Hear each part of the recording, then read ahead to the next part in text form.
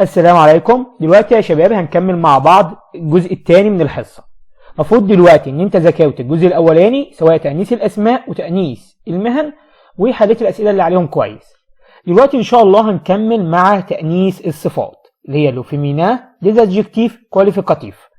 طيب احنا عارفين ان الصفة بتتبع الموصوف من حيث النوع والعدد. النوع بيقصد بيه مذكر ومؤنث، والعدد مفرد وجمع. يعني مثلا لو جايب صفة عشان توصف اسم، فالصفة دي بتكون زي الاسم. يعني لو الاسم ده مذكر تبقى هي مذكرة، مؤنث تبقى هي مؤنثة، مفرد تبقى مفرد زيه، جمع تبقى جمع زيه. زي مثلا ما اقول ولد طويل، ركز على كلمة طويل في الجملة الأولانية، ولد طويل. على عكس ما اقول فتاة طويلة، فهنا كلمة طويل اتحولت لطويلة عشان عايدة على مين؟ على الفتاة. نفس الكلام لو جمع فبجمع الصفة، فده كلام عادي وعارفينه. انا عايز دلوقتي اعرف ازاي بأنث الصفة. ببساطة عشان أأنث الصفة بزود لها او. زي مثلا صفة زي دي بافار. بافار يعني كثير الكلام. عايز اقول بقى كثيرة الكلام ازود لها او في النهاية، بقت بافارد. مثال تاني انتيليجون ذكي. عايز اقول ذكية ازود لها او تبقى انتيليجونت ذكية. بس كده يبقى عندي الصفة بقى ازود لها في النهاية او. طيب لو الصفة اساسا اخرها او هتفضل زي ما هي. زي مثلا تيميد خجول. عايز اقول خجولة المفروض ان انا ازود او، بس هاجي ازود او فلاقي عندي الاو موجودة، فخلاص اسيبها زي ما هي تبقى تيميد. يبقى خجول ودي خجولة. مثال تاني سامباتيك. سامباتيك يعني لطيف. عايز اقول لطيفة تبقى نفس الكلمة سامباتيك. طب ليه؟ لانها منتهية بالاو فتمشي مذكر ومؤنث. طيب لو الصفة منتهية بالاو بس الاو دي عليها اقسام، في الحالة دي بنزود او تانية. زي مثلا كلمة اوردوني منظم. هلاحظ هنا اخرها او عليها اقسام، طالما على الاو اقسام ازود لها او تانية تبقى اوردوني بالشكل ده منظمة. يبقى انا ببساطة لو عايز أأنث الصفة بزود لها او. طب هي اخرها او زي ديت خلاص اسيبها زي ما هي. طب اخرها او بس الاو دي عليها اقسام تيجي بالشكل ده، في الحالة دي ازود او تانية. فاخد بالي من الجزئية دي لانها بتلخبط ناس كتير. لو عندي على الاو اقسام بحط او كمان، انما لو عندي او ما عليهاش حاجة خلاص بسيبها زي ما هي. اتفقنا؟ ده سهل. عايزك دلوقتي توقف الفيديو وتحفظ الثلاث حالات دولت. تمام؟ طيب حفظتهم نكمل مع بعض. عندنا الصفة المنتهية باف. الاف دي بنقلبها لفي او. زي مثلا كلمة زي دي اكتيف. اكتيف يعني نشيط. عايز اقول نشيطة هلاقي اخرها اف، في الحالة دي بشيل الاف دي واحط مكانها في او تبقى اكتيف نشيطة. طيب لو الصفة منتهية بالاو اي اكس، في الحالة دي بشيل الاكس واكتب مكان الاكس اس او. زي مثلا نيرفو عصبي. عايز اقول عصبية اشيل الاكس ديت واحط مكانها اس او تبقى نيرفوز عصبية. طب بعد كده الصفة المنتهية بالاو ا اي، لو اخرها الثلاث حروف دولت بشيل الثلاث حروف دولت واكتب مكانهم او ال ال او اللي هي ال. تمام؟ او ان انا بشيل اخر حرفين اللي هم الا والاي واحط مكانهم 2 ال واو في النهاية. زي مثلا جيمون توأم. عايز اقول توأمتان هقوم شايل الاو ا اي وكاتب مكانها ال بالشكل ده جمال. وافتكروا ديت شبه كلمة ال اللي هي بمعنى هي. زي مثلا بو جميل. عايز اقول جميلة يبقى اشيل الثلاث حروف دولت واكتب مكانهم ال تبقى بال. نفس الكلام مع نوفو جديد. عايز اقول جديدة يبقى اشيل الثلاث حروف دولت واكتب مكانهم ال تبقى نوفيل بالشكل ده. يبقى دلوقتي لو عندنا اف اشيل اف واحط في او. لو عندنا او اي اكس واخد بالي بقول او اي اكس فبشيل اكس واكتب مكانها اس او. طب عندي الثلاث حروف دولت بشيل الثلاث حروف دولت واكتب مكانهم ال. وقف الفيديو واحفظ الثلاث حالات دولت. طيب دلوقتي المفروض ان انت حفظتهم. كمل مع بعض. عندنا لو الصفة اخرها اي او ان او ببساطة الاو ان، مش لازم الاي دي عادي يعني، او الاو ان. لو عندي الصفة اخرها حاجة من الاثنين دولت هنزود لها ان او.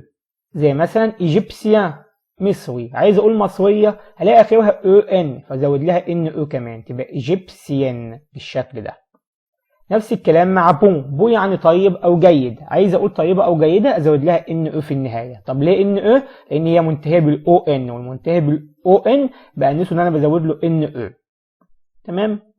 طيب لو الصفة منتهية بحاجة من دولت اي ال او اي ال او او ال، يعني الصفة اخرها حاجة من الثلاثة دولت هزود ال واحط او في النهاية. يعني مثلا زي جونتي جونتي يعني مهذب، عايز اقول مهذبه هلاقي اخرها اي ال، خلاص ازود لها ال او في النهايه تبقى جونتي، حطيت ال و في النهايه. نفس الكلام مع كلمه نيل، نيل يعني وضيئه، فعايز انسها او وضيئه هزود ال او في النهايه. طب ليه؟ لان هي منتهيه بالاي ال تبقى نيل. طيب مانويل اللي هي يدوي منتهيه بالاو ال، عشان انسها واقول يدويه ازود ال او في النهايه تبقى مانويل بالشكل ده. يبقى انا ببساطه لو عندي الصفه منتهيه بحاجه من الثلاثه دولت بزود لها ال او. دلوقتي وقف الفيديو واحفظ الحالتين دولت. تمام، المفروض دلوقتي ان انت حفظتهم وفهمتهم كويس. نكمل مع بعض. ناخد بالنا من الصفات اللي جايه ديت، ان عندي صفات شاذه عند التانيث. يعني ايه شاذه؟ يعني ما بتتبعش القاعده اللي احنا شفناها من شويه او القواعد اللي احنا شفناها. يعني مثلا زي الكلمه دي دو، دو اللي هي بمعنى لطيف، عشان انسها بشيل اكس ديت واكتب مكانها سي او تبقى دوس، فدول بيتحفظوا. تمام، يبقى دو المؤنث منها دوس. لو طويل، عايز اقول طويله هزود لها اي او في النهايه بالشكل ده تبقى لونج. تفخي اللي هي طازج، عايز اقول طازجه هشيل اس ديت واكتب مكانها سي اش او تبقى فخش طازجه. غو اللي هو الناس اللي تبقى شعرها احمر ديت، فعايز انسها فاشيل الاكس ديت واكتب مكانها اس اس او اللي هي غوس اللي هم اصهب تقريبا. تمام، يبقى غو بتبقى غوس اللي هو اصهب صهباء. جرو اللي هو بدين، عشان انسه بزود لها اس او تبقى جروس، يعني في النهايه بيبقى عندي 2 اس بالشكل ده. بيبليك يعني عام، عشان اقول عامه بشيل السي واكتب مكانها كو تبقى بيبليك. يبقى الصفات دي يا شباب بنحفظها. تمام.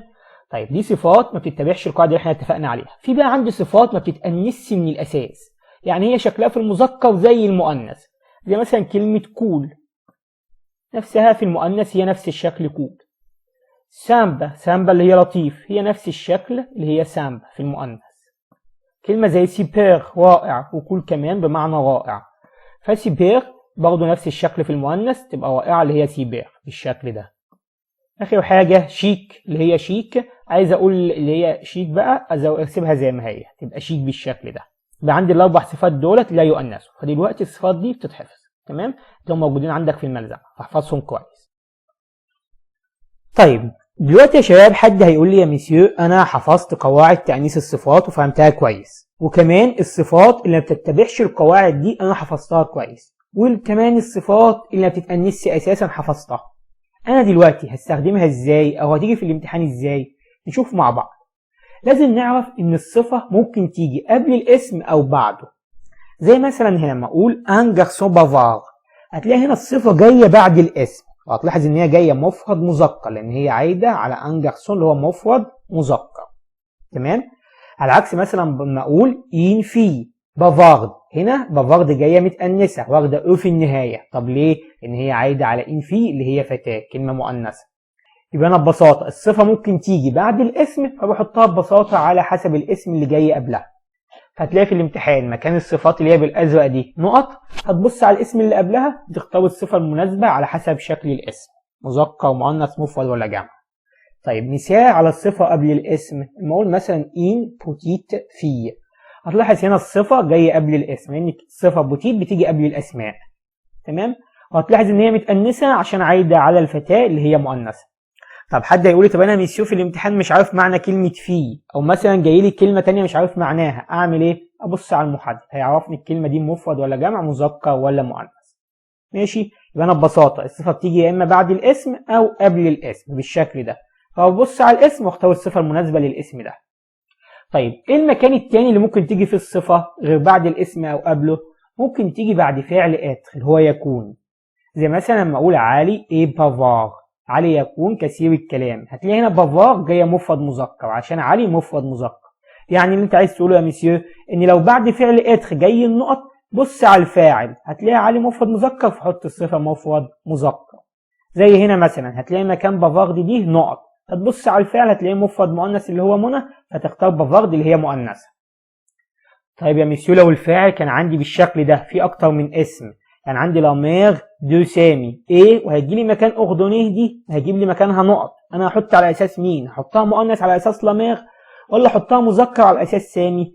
ببساطة لو عندي اسم دو واسم، حط على الاسم الأولاني اللي قبل الدو. القاعدة دي تحفظها صم. اسم دو اسم، حط على الاسم اللي قبل الدو. فهنا لاميغ مؤنث ونحط الصفة مفرد مؤنث.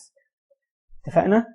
طب لو كان عندي بالشكل ده لاميغ دو منى ايه دو سامي ايه نقط، برضه هنحط على الاسم اللي قبل الدو اللي هي جايه في الاول. هتقولوا ده انا عندي 2 دو، حط على الاولاني خالص اللي هو لاميغ.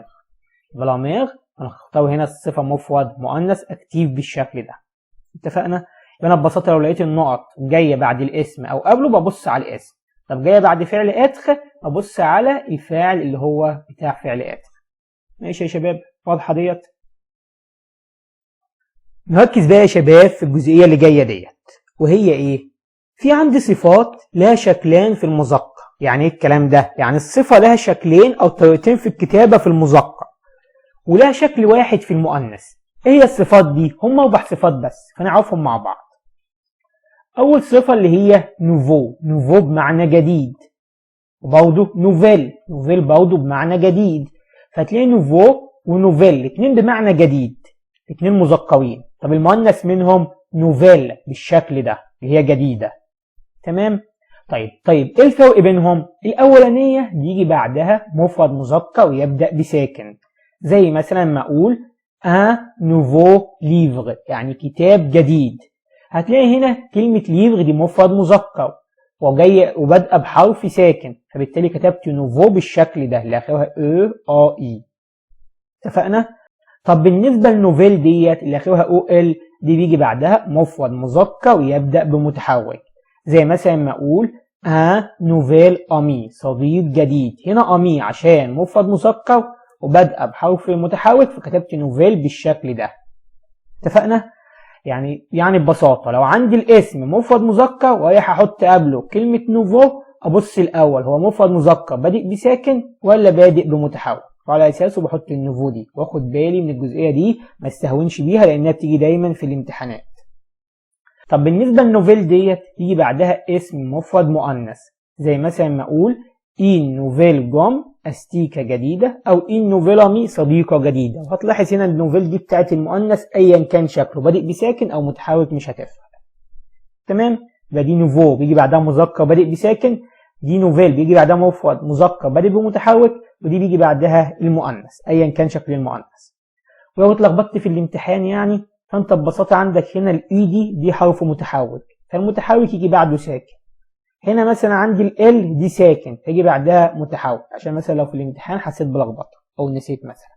الصفة الثانية اللي هي بو، نفس الكلام المذكر منها بيل، ده بو جميل وبيل جميل، والمؤنث بيل جميلة. بو الأولانية بيجي بعدها مفرد مذكر يبدأ بساكن، زي مثلا ما أقول ان بو جارسون يعني ولد جميل. هتلاقي هنا بو كتبت بالشكل ده لأن جارسون مفرد مذكر بادئ بساكن. هنا بيل بيجي بعدها مفرد مذكر ويبدأ بمتحرك، زي مثلا ما أقول ان بيل امي صديق جميل. هنا كلمة امي عشان مفرد وبدأ بمتحرك ومذكر فحطيت بيل بالشكل ده. طيب البيل بالشكل ده بيجي بعدها مؤنث، زي مثلا ما أقول إن بيل جوم، إن بيل امي. هنا استيكة جميلة أو صديقة جميلة، فعامة عشان دول مؤنثين فكتبت بيل بالشكل ده. يبقى بو وبيل بيجي بعدهم مذكر، دي بادئ بساكن ودي بادئ بمتحرك، واللي تحت دي بيجي بعدها المؤنث. ماشي؟ طب الصفة رقم 3 هي فيو. فيو يعني عجوز أو قديم. المذكر اللي هي فيو دي مذكر، وكمان فيي مذكر عجوز أو قديم. إنما لو عايز أقول عجوزة أو قديمة بستخدم فيي بالشكل ده، أخد بالي منها. طيب فيو الأولانية بيجي بعدها مفرد مذكر ويبدأ بساكن، زي مثلا ما أقول ان فيو ليفر يعني كتاب قديم. هنا فيي بيجي بعدها مفرد مذكر يبدأ بمتحرك، زي مثلا ما أقول ان فيي يوم يعني رجل عجوز. هنا الصفة دي بتبقى بمعنى قديم مع الأشياء وبمعنى عجوز مع البني آدمين والحاجات دي. طب فيي بالشكل ده بيجي بعدها مفرد مؤنث، زي مثلا ما أقول إن فيي جوم يعني أستيكة قديمة، أو إن فيي أمي يعني صديقة قديمة أو صديقة اللي هي كبيرة في السن. اتفقنا؟ طيب دي بالنسبة للصفة اللي هي فيو، دي بيجي بعدها مفرد مذكر بادئ بساكن، ودي مذكر بادئ بمتحرك، ودي بيجي بعدها اللي هي المؤنث أيا كان شكله. طب الصفة الأخيرة معانا اللي هي فو. فو بمعنى مجنون، برضه فول مجنون، وفول مجنونة. فول الأولانية بيجي بعدها مفرد مذكر يبدأ بساكن، زي مثلا ما أقول ان فوشيا يعني كلب مجنون. هنا هتلاقي فو مكتوبة بالشكل ده لأن بعدها اسم مفرد مذكر بادئ بساكن. طب فول بالشكل ده بيجي بعدها مفرد مذكر يبدأ بمتحرك، زي مثلا ما أقول ان فولون يعني رجل مجنون. فهنا عشان بادئه بحرف متحرك فكتبت فول بالشكل ده. طب الأخيرة فول اللي هي بالشكل ده أخيرا ال يجي بعدها مفرد مؤنث، زي مثلا ما أقول إن فولفام يعني سيدة مجنونة، أو إن فولامي صديقة مجنونة. فده بالنسبة للأربع صفات دولت لازم نحفظهم كويس ونعرف شكل المذكر منهم اللي بيجي بعده ساكن اللي بيجي بعده متحرك. اتفقنا يا شباب؟ ده بالنسبة للجزء الثاني من حصة النهاردة. عايزك دلوقتي تذاكرها كويس وتحل الأسئلة اللي عليها اللي في الملزمة، وإن شاء الله الجزء الثالث استناه هنشوف فيه مع بعض اللي هي الألوان، كل حاجة خاصة بالألوان. بس قبل ما تدخل في الألوان لازم تذاكر الجزء ده والجزء اللي هو الأولاني كويس جدا وتحل عليهم الأسئلة عشان الموضوع ما يتلخبطش معاك، لأن بيجي عليهم أسئلة كتير في الامتحان. والسلام عليكم ورحمة الله وبركاته.